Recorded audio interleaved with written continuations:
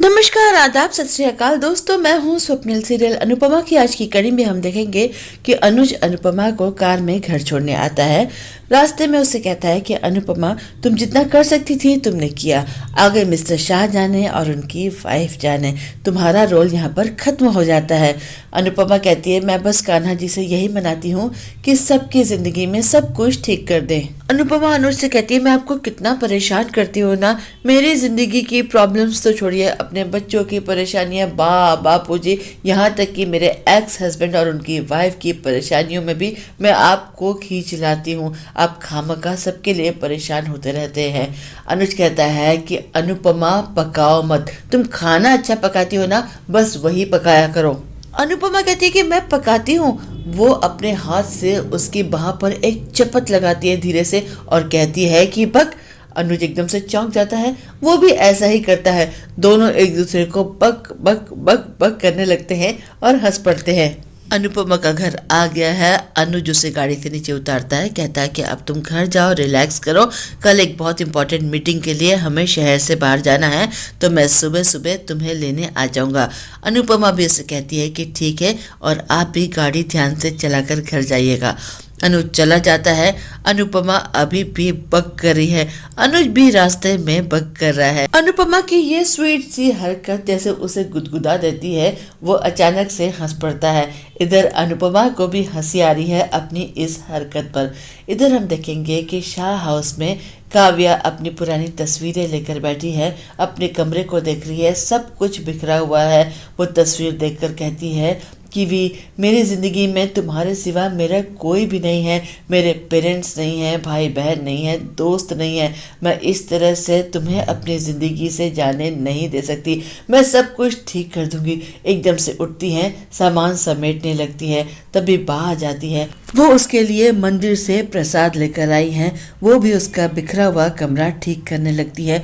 दोनों मिलकर कमरे को एक बार फिर से व्यवस्थित कर देती है, जैसे अपनी ज़िंदगी को काव्या एक बार फिर से ठीक करने की कोशिश कर रही है।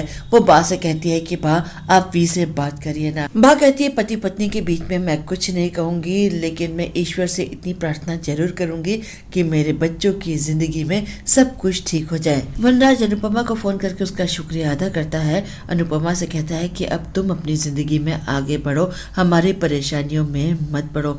अनुपमा कहती है कि मैं कान्हा जी से प्रार्थना करूँगी कि सब कुछ ठीक हो जाए। अगले दिन सुबह सुबह अनुपमा नहा धोकर तैयार हो रही है। उसे अपनी अलमारी में एक भी साड़ी ऐसी नहीं लग रही जिसे पहनकर वो अनुज के साथ जा सके। इधर हम देखेंगे कि अनुज भी हड़बड़ी में आ रहा है, परेशान है कि कहीं लेट ना हो जाए। लेकिन तभी रास्ते में एकदम से कोहरा छा जाता है। उसकी गाड़ी का बैलेंस बिगड़ जाता है। किसी तरह से गाड़ी को संभाल के कोहरे से बाहर निकलता है तो एकदम से एक ठेले वाला सामने आ जाता है। ठेले में ढेर सारी लकड़ियां रखी हुई हैं। लकड़ियां उसकी गाड़ी का शीशा तोड़ते हुए एकदम से उसके सामने आ जाती हैं। गाड़ी का एक्सीडेंट हो जाता है, लेकिन अनुज बाल बाल बच जाता है। वो मन ही मन सोचता है कि भगवान ने शायद मुझे ये जिंदगी में दूसरा मौका दिया है। जिंदगी रेत की तरह हाथ से फिसल रही है और आज शायद इसी पल मेरी जिंदगी का अंत हो सकता था। इसीलिए अब एक पल भी नहीं गंवाना है। जो कुछ करना है आज करना है, अभी करना है। इधर अनुपमा काफी देर से अनुज का इंतजार कर रही है। उसे एक अजीब सी घबराहट हो रही है। अनुज इतना लेट कभी नहीं होता है। वो सोचती है न जाने आज क्या हो गया है। तभी अनुज की गाड़ी आ जाती है। अनुपमा की जान में जान आती है। वो अनुज से पूछती है कि इतना लेट कैसे हो गया, लेकिन वो उसे कुछ नहीं बताता है।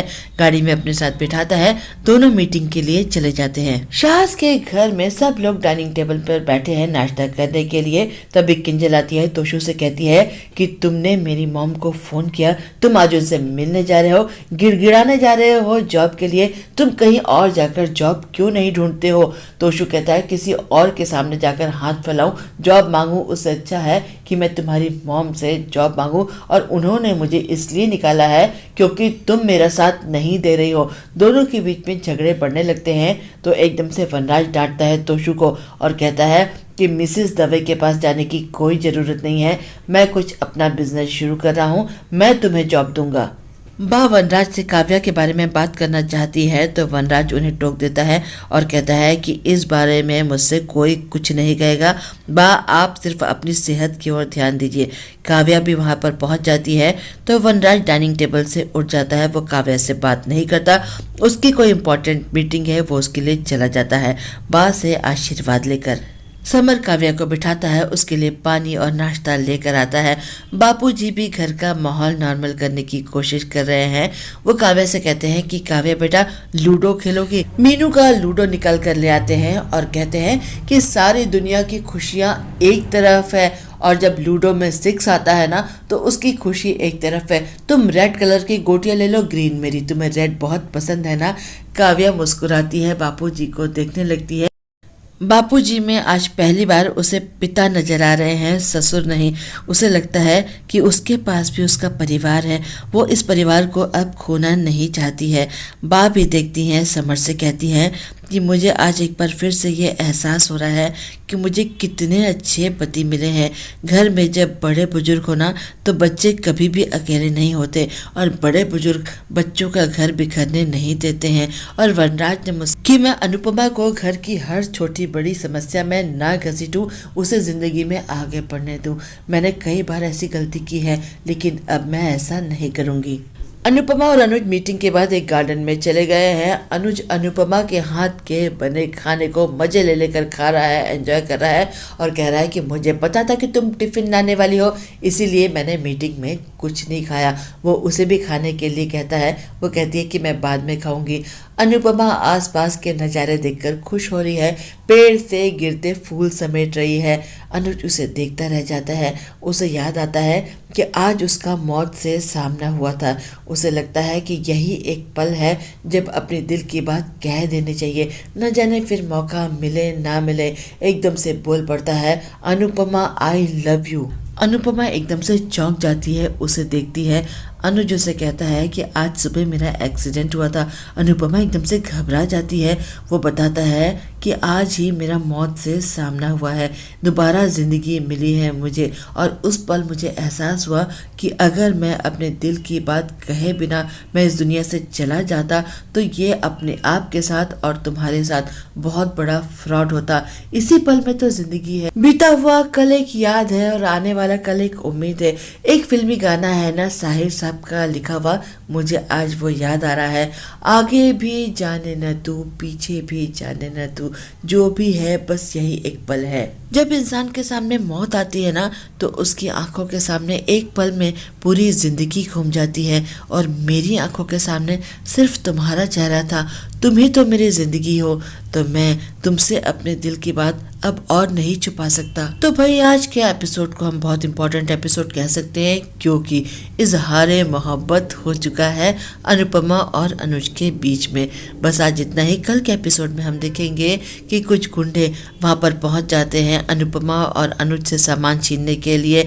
अनुज की उनसे मारपीट हो जाती है, सर पे चोट लग जाती है। अनुपमा उसे लेकर हॉस्पिटल भागती है लेकिन अनुज काफ़ी सीरियस है। बस आज इतना ही दोस्तों, कल फिर मिलते हैं। आप मेरे चैनल को लाइक करें, शेयर करें, सब्सक्राइब करें। मैं चलती हूँ, बाय।